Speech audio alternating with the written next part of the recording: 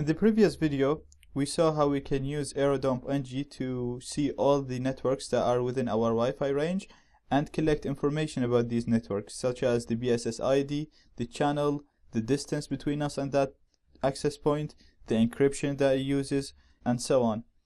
Now, after we do that, we'll see a certain network that we want to target, or a number of networks that we want to target. So once we have our target, it's more useful to run Airodump NG on that network only instead of running it on all the networks around us. So in this video, we'll see how we can do that. So I have my output here from just running Airodump NG mon0 on all networks around me, and I'm going to target this network. So that's my home network, the UPC62. I'm going to start sniffing on that network only instead of sniffing on all networks around me. To do this, we're going to use the same program, so it's Airodump NG, and then we're going to specify the channel. So I'm going to give the channel, and the channel here is number 2, as you can see here. And then I'm going to specify the BSS ID, which is the MAC address of the target network, and it's this. So we're going to copy paste it. And then I'm going to add a write option, and this tells Airodump NG to log all the packets that it captures into a file, and the file name is, I'm going to call it now, so let's call it test UPC. And then we put the name of our Wi-Fi card with monitor mode, and it's mon0. So Airodump NG, same as the program that we used before. Channel, we put the channel of the target access point, and BSS ID, we put the MAC address of the target point, access point, and write, we put the file name that we want all the packets to be stored on. And then we have mon0, the name of our Wi-Fi card with monitor mode. So I'm going to hit enter, and as you can see, the only network that shows up is UPC62. We don't have any other networks with us.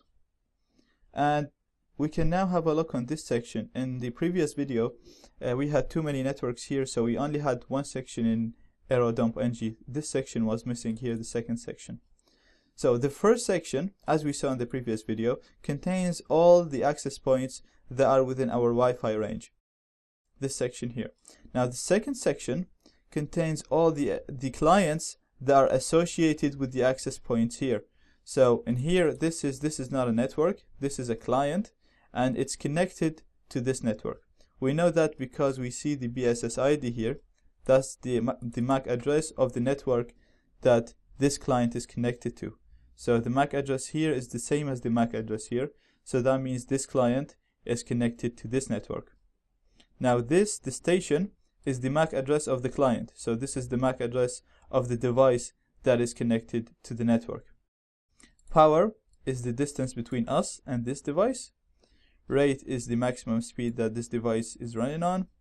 Lost is the number of packets that we lost or we couldn't capture from the target device. And frames is the number of useful packets that we collected from that device. We'll talk more about frames and data, as I said, when we start talking about web cracking. So just want to show you now the two main parts again. So the first main part is the access points that are within our Wi-Fi range. The second main part of Airodump is the clients that are associated with these access points. We have the MAC address of the access point here and the MAC address of the actual client in here. Now I'm going to Control C. So now all the data has been logged into a file called test UPC. I'm going to use ls, which is a command to list files in Linux, and just list the files that Airodump created. So it's going to add a star after it, and we see Airodump automatically created four file formats. So in our command, we only specified the file name as test UPC. You can see that Airodump automatically added a 01 to the file name. It adds this just in case there is another file that has the same name. And then we have 4 different file formats: the cap, CSV, Kismet, and Kismet XML. Let's go have a look on the files here in my home directory. So it should be called test. Yeah, that's it. So that's the files here, and they're in the home directory because my terminal is working in the home directory. If we go pwd, we see we're in the root directory. Okay, now after we sniff those packets, we can use a program such as Wireshark to analyze these packets and see what information we gathered. The problem is, in this specific network, it's using WPA encryption, so all the packets are encrypted, and we won't be able to decrypt them unless we have the key. So we're going to talk about how we crack the key in section 2 of this course, and we're going to talk about how we use Wireshark in section 3 of this course. So I'm just going to run Wireshark just to give you a quick look on how the packets show up. So they're not going to be useful, they're all going to be encrypted, so they won't really be any use to us. So if I'm going to go on the open file and test, yeah, that's the file name, and I opened it, and we see here we can get some information. So we can see, for example, here the source device is a Broadcom device, and it's going to it's just being broadcasted here. We can see here we have an Apple device communicating with the Broadcom. That's as much as you'll get. You'll get MAC addresses, you'll get maybe devices, manufacturers, very simple information. All this because the network is encrypted. We're going to talk about how we can decrypt it and how we can get very sensitive information after we connect to the network. If it's an open network, you can connect to it straight away and jump to part 3, where we're going to talk about these powerful attacks. For now, I just wanted to give you a quick look on how the packets look when the network is encrypted.